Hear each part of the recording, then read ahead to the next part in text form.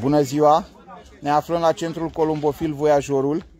Am terminat îmbarcarea pentru etapa numărul 6 de viteză Sofia 2, Argeș 18 DFP.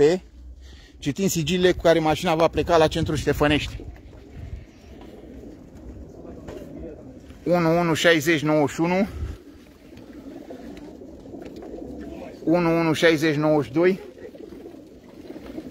116093, jumătatea 072031, 116094, 116095, 116096, 116097, jumătatea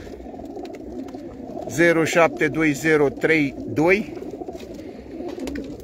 116098, 116099,